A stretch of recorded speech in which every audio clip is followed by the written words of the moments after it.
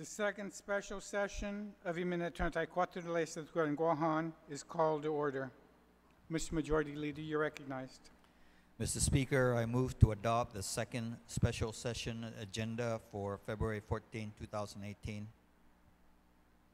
On the motion to adopt the second special session agenda for February 14, 2018, are there any objections? Hearing none, motion carries. Mr. Speaker, I move to waive special session agenda item. Lee. Senator Morrison. Senator Muñoz. Senator Nelson. Senator Rodriguez. Senator San Augustine. Senator San Nicolas. Vice Speaker Chalahi. Senator Torres. Mr. Speaker, there is a quorum.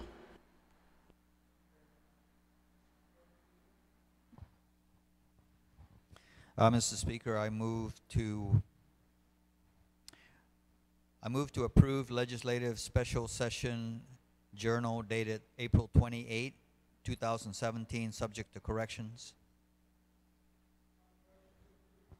On the motion to approve the legislative special session journal dated April 28, 2017, hearing no objection.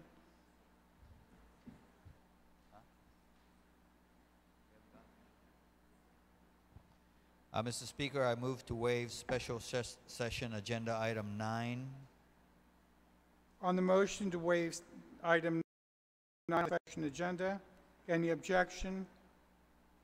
Hearing none. Mr. Majority Leader. Mr. Speaker, I would like to advise the members of the message from Imagalahi and Guam specific to the call to special session, and move that the message from Imagalahi and Guam be appended to today's special session journal.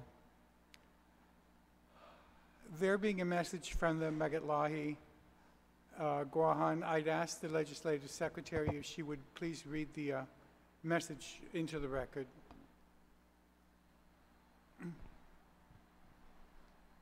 Mr. Speaker, dated February 14th, 2018, the Honorable Benjamin J. F. Cruz, Speaker, Imina 34 de la Legislature in Guam. Dear Mr. Speaker, pursuant to my authority under Section 1423H of the Organic Act of Guam, I am calling the Legislature in Guam into special session Wednesday, February 14th, 2018 at 4 p.m. for the sole purpose of considering the enclosed draft bill that will provide financial stability for the government of Guam and the Guam Memorial Hospital. As we have discussed, the federal government's passage of the Tax Cuts and Jobs Act of 2017, U.S. Public Law 115-97, reduces corporate, individual, and withholding taxes in its intent to provide economic stimulus. However, there is an immediate impact of reduced revenue for the local government. It requires adjustment at the local level. Additionally, we all agree that the Guam Memorial Hospital is severely underfunded and in desperate need of a dedicated funding source. Critical capital improvement projects are also needed to sustain the Department of Education. This bill would take place of Bill 230-34, the compromise bill intended to help GMH, as we now hope to address the new challenge we face, as well as the health and educational needs of our community with the legislation proposed today. It is urgent that we take immediate action to protect our island community. By this bill, I am proposing that the BPT rate be temporarily raised from 4% to 6% for the next 2 years, after which period the rate will automatically be lowered down to 4.75%. Of this, the additional 0.75% above the regular 4% rate will be allocated exclusively to GMH as a dedicated funding source. I would like to add, in response to concerns raised by some in our community, that the Office of the Attorney General has addressed the question of a required voter referendum on taxes and noted the legislature is not bound by Public Law 24-222. Additionally, the January 5th, 2018 opinion memorandum states, 1, Establishing taxes and fees are essential to the operation of the government. They are beyond the authority of the legislature to delegate. 2, as a matter of statutory construction, when faced with seemingly inconsistent laws, the latter in time prevails. 3, one legislature cannot bind future legislatures. While the AG has noted that is not necessary, there is notwithstanding language included in the draft bill. I believe that the proposal to raise the BPT rate as set forth in the enclosed letter is a matter of great public interest, and that it will have a positive impact on GMH, on the schools, and on our economy. I humbly ask all members of the Legislatura for their support and consideration. Sinceramente, Eddie Baza Calvo. Thank you, Madam Secretary. On the motion that the message from the Magalayan Guahan be appended to today's special session journal is read. Hearing no objection, motion carries. Mr. Majority Leader. Mr. Speaker, I move to waive special session agenda items 11 and 12. Any objection? Hearing none. Mr. Speaker, I move that introduced Bill 1, 2-S be deemed to have been given its first reading. On the motion that Bill 1, 2-S be deemed to have been given its first reading, any objections? Hearing none. Mr. Speaker, I move to excuse members not present for today's special session.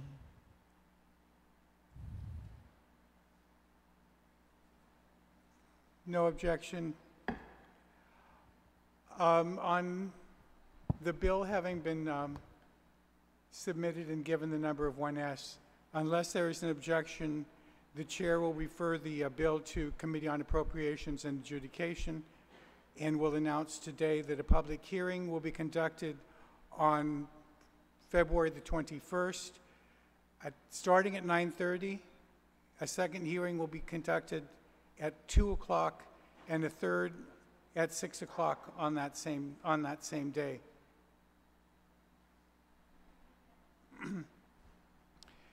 Bill 1-2S is being referred to the Committee on Appropriation and Adjudication, and I'm announcing today that a public hearing will be conducted 5 days from today at 9:30 a.m. for the first set of testimony and hearing. A second will convene at 2 o'clock in the afternoon, and then a third session will be conducted at 3 o'clock in the at 6 o'clock in the evening, to give the general public as much opportunity to provide testimony on 1-2S. Is there an objection?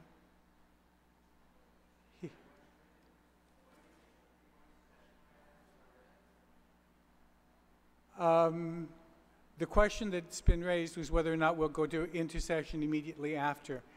I think let's have the hearing, and then we can meet right there and determine whether or not it's necessary to, under the rules, we're supposed to have a committee report, but if everybody attends the hearings that day and the committee report is not necessary, we can, we can discuss it. I'm not going to say that we're going to waive it at this point if there's going to be some objection, but we'll have to get that cleared.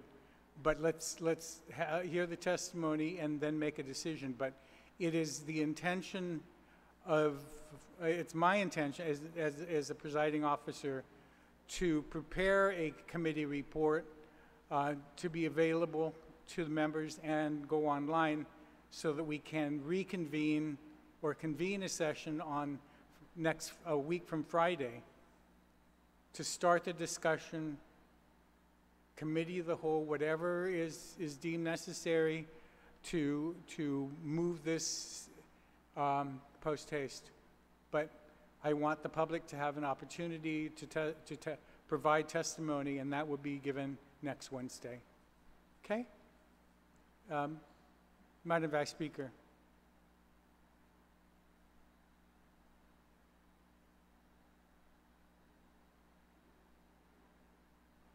Hello, Mr. Chair, Mr. Speaker, if we're going to adjourn today's session, then I would suggest that we consider this bill. We either vote it or don't vote on it, or make a motion and act on that.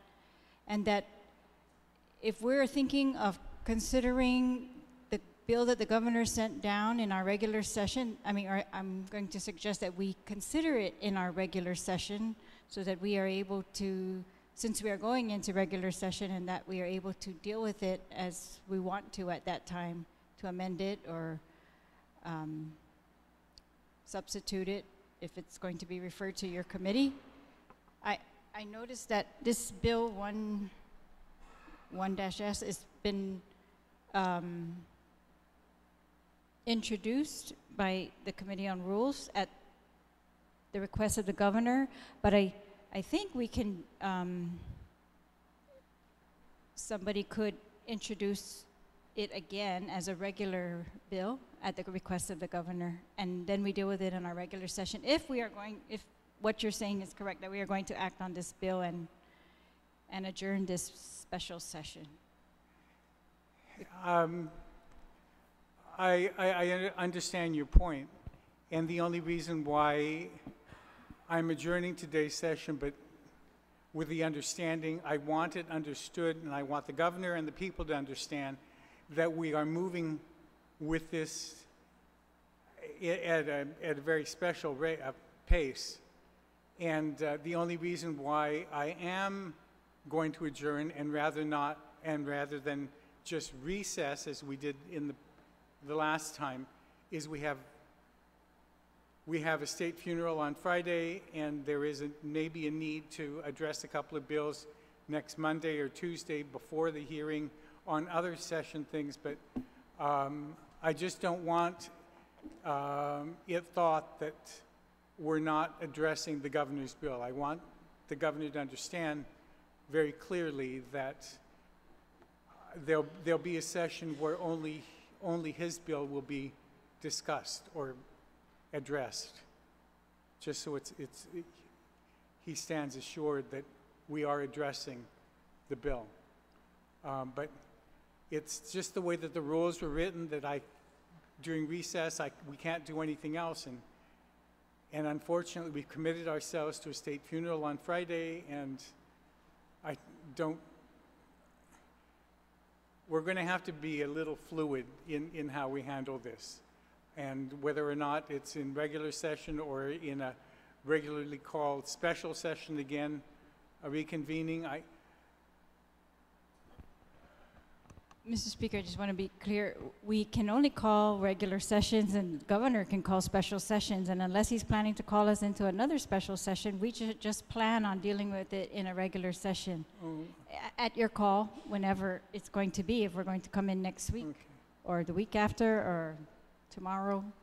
But yeah, I'm just, all my point is that I agree we need to be fluid, but yeah, I just wonder if we need to just have the bill treated like a regular bill if we're going to dispose of it today during this special session. Then we will not adjourn today. We'll just recess, and we'll have a state funeral on Friday, and we'll decide whether or not we're having any session at all next week. Because 1-2S has to be addressed as a special session bill. Okay? So, there being nothing further, and with the hearing scheduled for Wednesday the 21st at 9:30, 2 and 6. Mr. Speaker, could I ask for just a 3-minute recess, please?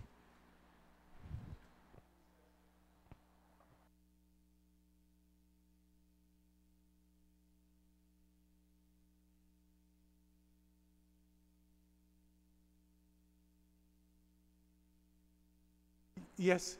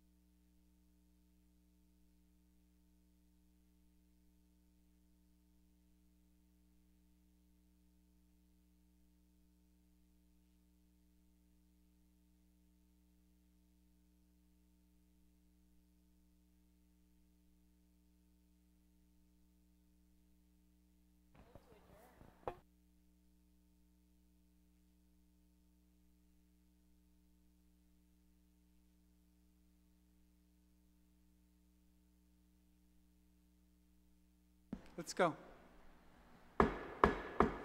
Legislature back, a special session is back in order. Senator Snicklish, you're recognized. Thank you, Mr. Speaker. I'd like to make a motion to transmit the bill as, to refer the bill as transmitted by the governor to the Committee on Appropriations to have a public hearing. Any objection to that? Madam Vice Speaker, did you have a motion? Is there a motion to adjourn this session? Mr. Majority Leader?